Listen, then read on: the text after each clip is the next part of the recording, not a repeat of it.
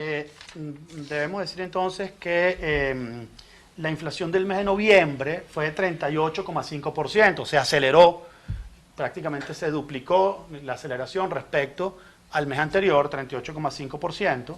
Esto típicamente ocurre en el último trimestre del año, noviembre y diciembre se acelera la inflación. La inflación acumulada es de 5.515,6% y la inflación año a año, es decir, del último año para acá, es de 13.475,8%.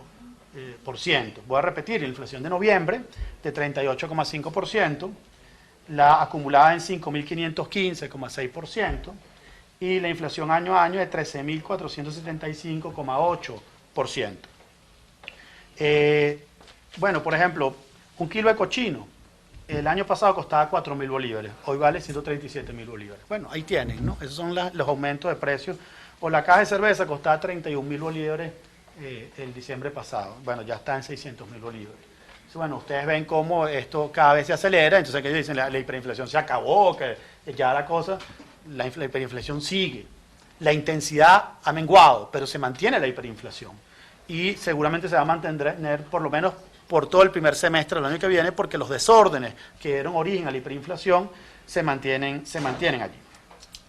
Rubros que más variaron, bueno, el rubro educación varió 102,3%, el rubro equipamiento del hogar 58,1% y vestido y calzado en noviembre, que es un rubro importante porque la gente está con los estrenos, varió 54,6%, es decir, por encima de la inflación general del mes.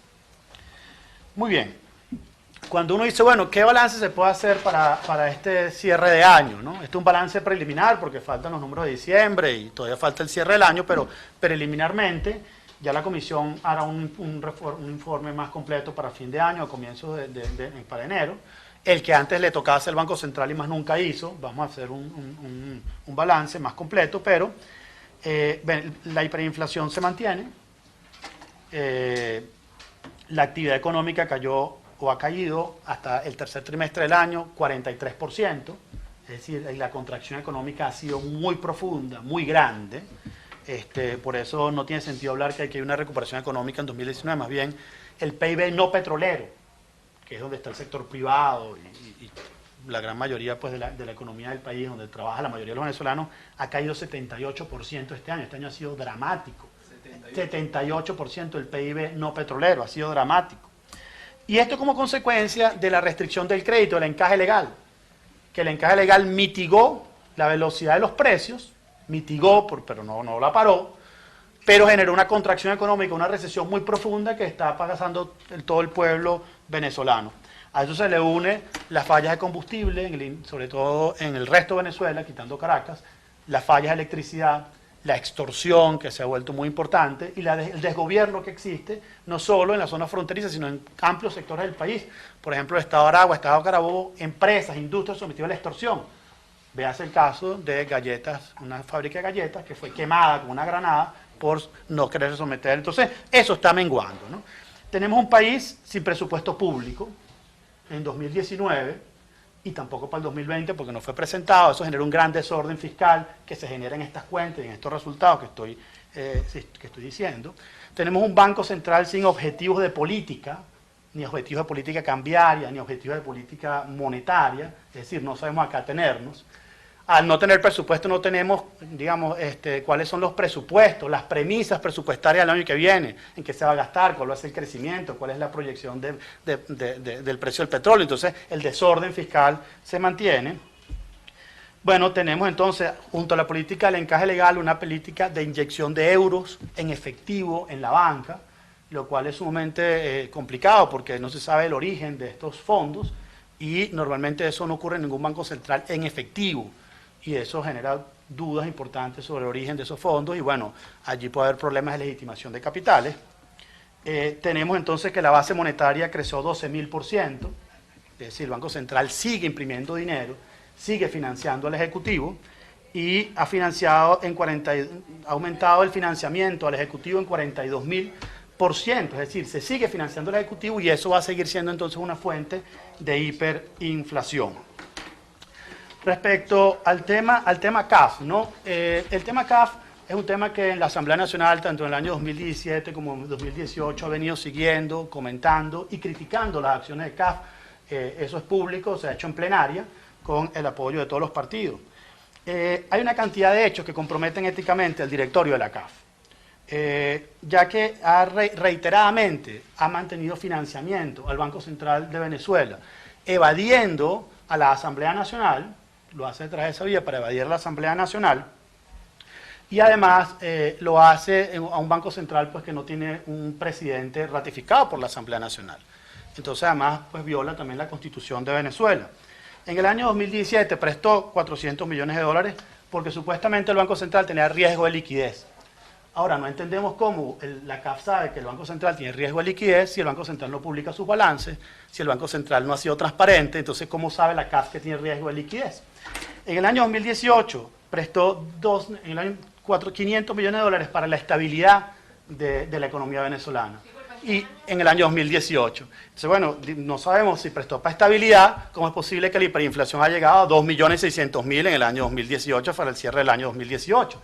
Entonces, todos estos son hechos que comprometen seriamente la credibilidad de la Corporación Andina de Fomento. Esto no es nuevo, esto lo hemos dicho en las plenarias, todos los diciembres aparece esto en plenaria, 2017-2018, y yo lo he dicho públicamente, y yo también escribí al Comité de Ética de la CAF todos estos hechos sin respuesta, y también en ese momento se hizo público a la prensa, pero bueno, evidentemente en medio de la juramentación de Juan Guaidó.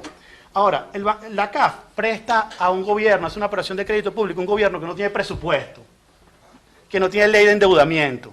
Dice, bueno, ¿cómo tú ejecutas un préstamo si no tienes presupuesto? Es lo mínimo para la sanidad de las finanzas públicas. La CAF ha hecho todo esto en el año 17 y 18 porque estaba maquillando su balance. ¿Qué es maquillar el balance? La CAF le prestaba dinero al Banco Central y el Banco Central se lo devolvía. Es un crédito boomerang. ¿Y por qué la CAF hacía eso? Para que Venezuela, la República, no cayera en cesación de pagos con la CAF. Entonces, al hacer eso es un fraude financiero. Así fue que se generó la crisis financiera del año 2008 en Estados Unidos. Se han generado muchas crisis financieras porque se maquillaba el balance de un banco que se llamaba Goldman Sachs. Entonces, ¿qué pasa? La CAF está maquillando el balance. ¿Por qué maquilla el balance? Porque ellos quieren mantener su rango de crédito, su rating de crédito AA+. Porque quieren un banco mejor, para endeudarse a mejor tasa. Ahora, maquillando el balance, el 22 de febrero del año 2019, la CAF, entonces, se le redujo el rating de crédito según Fitch, que es una calificadora de riesgo, porque estaba maquillando el balance. Entonces, este año está tratando de que la Asamblea Nacional le pase un crédito para volver a hacer este crédito boomerang para seguir maquillando su balance. Cuando nosotros logremos que la CAF tiene que declarar la cesación de pagos de Venezuela, que Venezuela está en default, como está en default con todos los países del mundo, y tiene que reestructurarse la deuda. Es lo sano, es lo claro, es lo transparente. No hacer esto que es contrario al principio de honestidad, es contrario al principio de transparencia, y además incurre en un fraude crediticio y financiero. Eso es público y notorio. Nosotros le hemos dicho siempre que está ocurriendo con la CAF.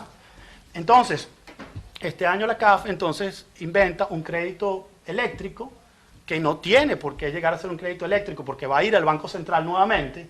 No hay partidas en las cuales se ejecute y lo más probable, la suposición que tenemos, es que va a volver a ser un crédito boomerang porque precisamente es por los montos similares a los años anteriores.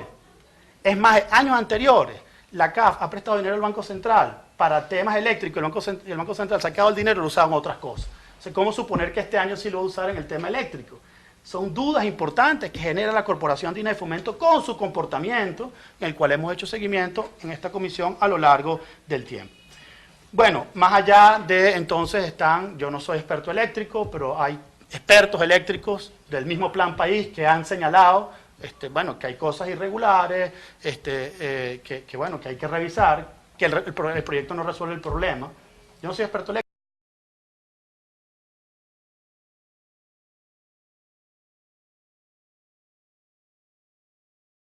¿Cómo tú vas a decir que tienes combustible? O sea, ¿cómo PDVSA garantiza el combustible? Entonces, el proyecto técnicamente tiene objeciones importantes, ¿no? Por supuesto, está también dudas del PNUD, la capacidad que tenga el PNUD para hacer seguimiento de un proyecto tan complejo, que el PNUD no se encarga típicamente de estas cosas, ¿no? Luego el tema que el Banco Central no tiene por qué pues, llegar esto a las partidas presupuestarias que corresponde. Y por supuesto, pues está un país que no tiene los supuestos, los principios macroeconómicos, en los cuales tú sabes que va a haber presupuesto, no hay presupuesto, una ley de endeudamiento, es como tú.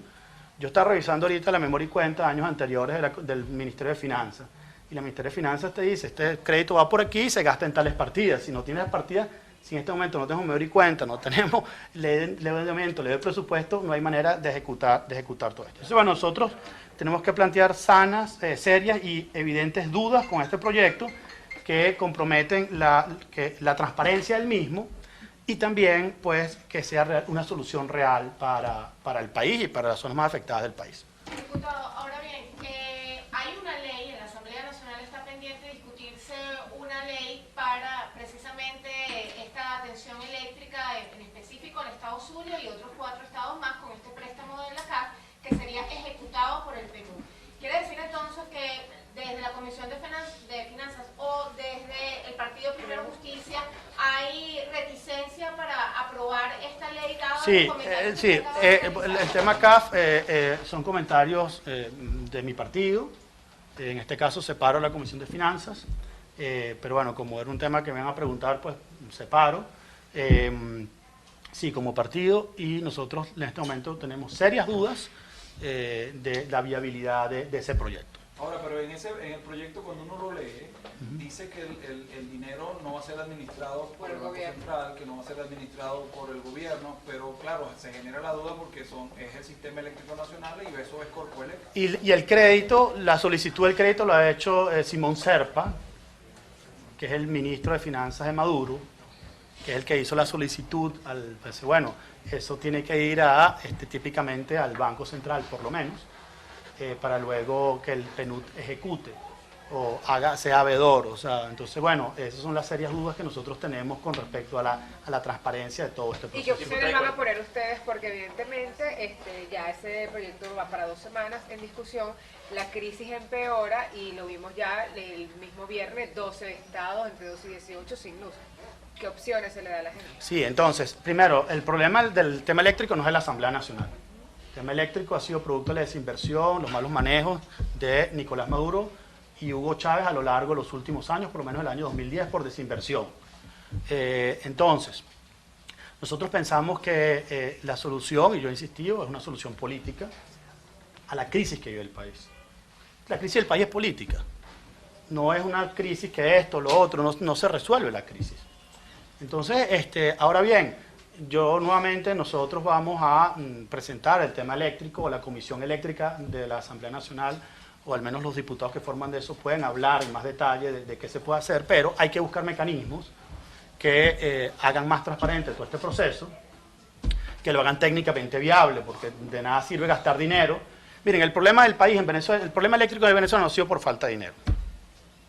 Se han gastado miles de millones de dólares desde el año 2010. El problema no es de falta de dinero, el problema es de falta de transparencia, el problema es de falta de capacidades, el problema es Corpoelec, son problemas. Entonces, si se mantiene todo el entramado que ha generado esto, no va a resolver el problema. Entonces hay que buscar soluciones reales.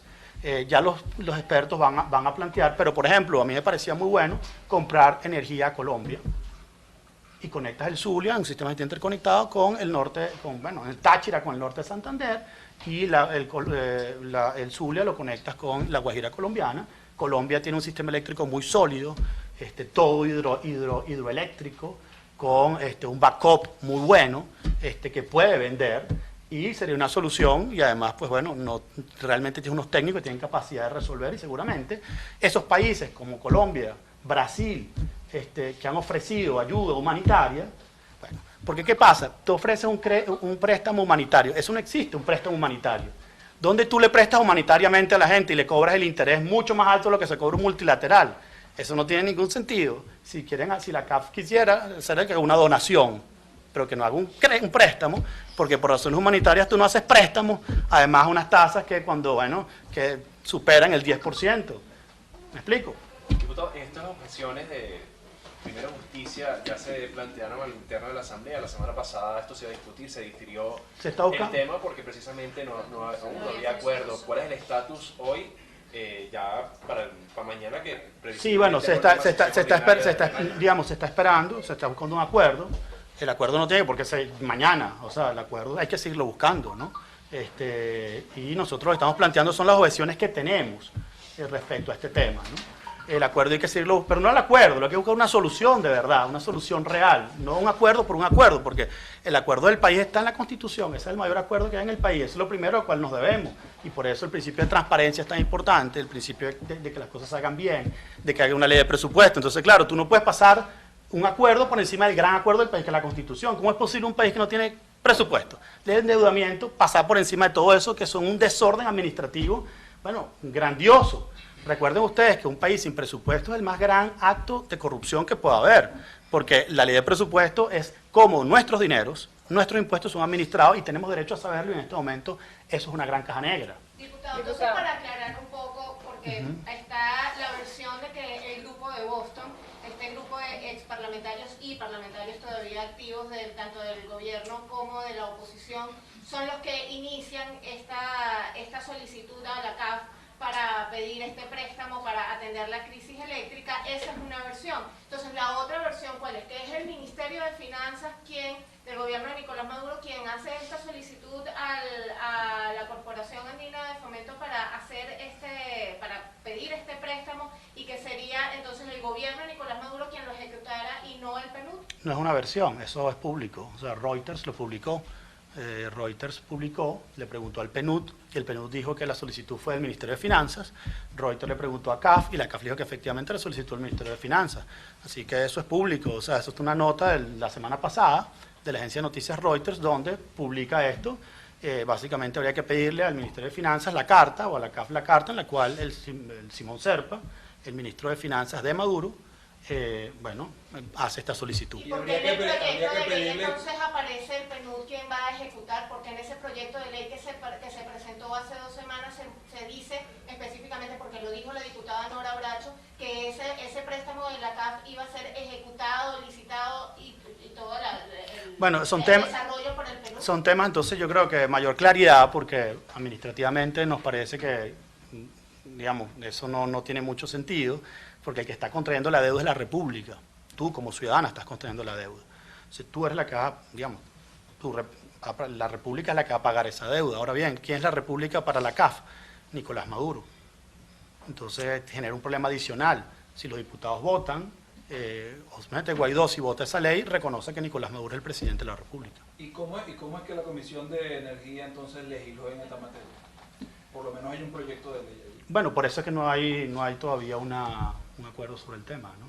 Dos preguntas, diputado. ¿Por qué quizás desde hace un par de meses para acá hay tantos dólares en la calle? La gente compra en una panadería una canilla con dólares. Sí. Y, o sea, pareciera haber una gran maquinita prendida de lavado de dinero en el país. Es una pregunta muy buena, muy importante, ¿no? Y esto es todo un tema también que, bueno, menos mal que los preguntan, ¿no? Históricamente,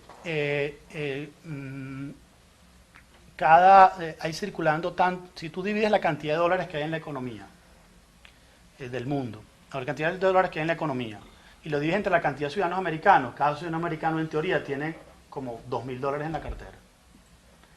Es decir, de fuera de Estados Unidos una gran cantidad de dólares circulando. Típicamente el billete que más circula es el billete de $1, porque es el más frecuente, ¿no? Este año, el billete que más está circulando, según el mismo Fondo Monetario Internacional, a partir de mayo, es el billete de $100. Y la explicación que da el mismo Fondo Monetario Internacional es la cantidad de billetes de $100 que están circulando en la economía venezolana. Eso es público, eso lo publicó en un reporte el Fondo Monetario Internacional. Entonces, ¿cómo entran esos dólares en nuestra economía? No lo sé. Pero efectivamente la dolarización de la economía tiene serios, la dolarización como se ha hecho, que no es una dolarización de verdad, sino una libre circulación de monedas de facto, porque dolarización es que tu cuenta estuviese en dólares, tuviese una tarjeta de crédito en dólares, eso no es así, lo que hay son unos billetes de dólares circulando en efectivo. Bueno, los euros típicamente vienen, eso también es público, de exportaciones de oro que se intercambian por euros. Y luego el tema de los dólares, pues yo no sé, pero puedo suponer que también desde países vecinos entran, países en los cuales hay mucho, digamos, temas de narcotráfico que típicamente se manejan en dólares y es muy fácil conseguir en países vecinos el tema de billetes de dólares en efectivo. Entonces, no sé si respondo a tu pregunta, pero Venezuela entonces se puede convertir en una gran lavadora de dinero, porque la gente necesitando billetes, ya que el Banco Central dejó de emitir billetes, imprimir billetes, ya los billetes ya no existen, entonces la gente empezó a buscar esto y consiguió entonces una mina adecuada para estos lavadores de dinero, supuestos lavadores de dinero, que es una explicación por la cual hay tantos dólares en efectivo. ¿Tienen ustedes algún porcentaje de cómo es esa brecha entre el que tiene dólares y el que no Sí, tiene? sí, entonces hay una cosa que se llama el índice de Gini. El índice de Gini es un indicador que mientras más alto es más desigual el país. El índice de Gini va entre 0 y 1. Por ejemplo, un país como europeo tiene un índice de Gini de 0,30. Desigualdad baja, más o menos un país igualitario. Venezuela podría tener, yo tengo que buscar la cifra, pero podría estar alrededor de 0,40 aproximadamente. Bueno, el país más desigual del mundo es Sudáfrica, la Sudáfrica de Mandela, que hay una gran población blanca, británica y holandesa, que tiene una alta calidad de vida, viven muy bien. Y por otro lado tenés el sistema de apartheid, que generaba grandes desigualdades, en las cuales pues ni siquiera la población africana tenía los derechos políticos más básicos. Históricamente, ese ha sido el país más desigual del mundo. Venezuela nunca superó a Sudáfrica. Sudáfrica es prácticamente insuperable en ese tema. Bueno, ya desde el año pasado, la encuesta de condiciones de vida del ENCOVI señalaba que Venezuela era más desigual que Sudáfrica. Bueno, no me quiero imaginar cuando llegue la de este año en la cual la economía se ha dolarizado aún más. Y la razón por la cual se ha generado esta desigualdad ha sido la dolarización entre unos que tienen y otros que no tienen acceso a dólares. Entonces, bueno, ese es el índice que se usa. ¿Cómo se usa ese índice? Bueno, es, por ejemplo, ese coeficiente de Gini viene a decir, por ejemplo, si el coeficiente de Gini fuera 1, llegase a 1, quiere decir que una persona se queda con todo el dinero de los 30 millones de los venezolanos. Si llega a 1. Si llega a 0, quiere decir que todos ganamos lo mismo. ¿Me explico? Si está en 0,30, si está en 0,20, bueno, quiere decir que la parte más alta de la población, el 5% o el 10% más rico, se queda con una parte más importante. Bueno, cuando tú hablas de, yo ahorita no tengo el número, si habla de 0,67, quiere decir que hay un 10% de la población que se lo queda casi todo, que tiene acceso pues, a las divisas, a las exportaciones petroleras, que tiene acceso a los recursos, mientras la gran mayoría de los venezolanos, bueno, no tiene cómo vivir. Esa es la verdad.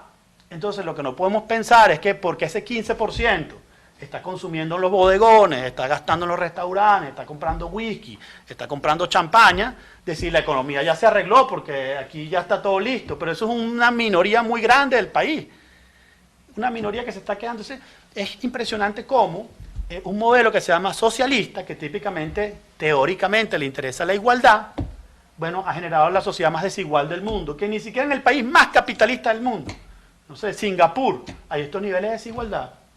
De hecho, no los hay. Entonces entramos en profundas contradicciones.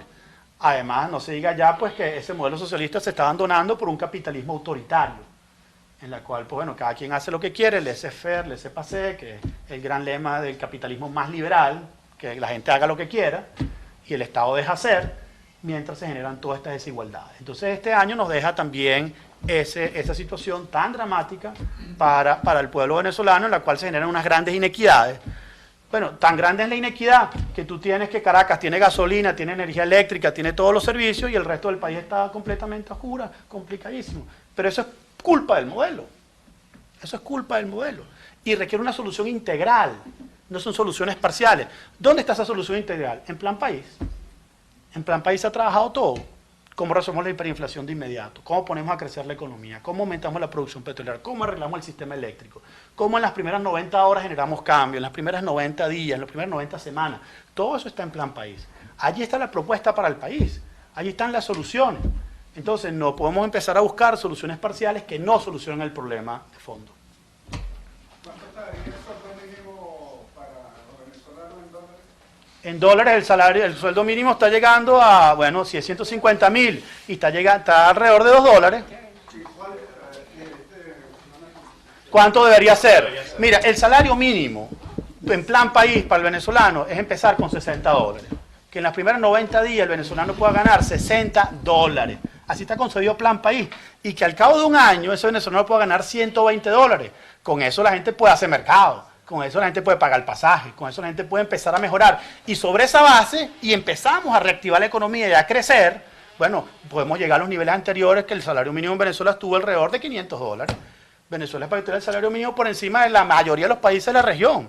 ¿Cómo es posible que los venezolanos se vayan a otro país a ganar $200 a más o a $300 cuando aquí históricamente Venezuela ha tenido el salario mínimo más alto de América Latina?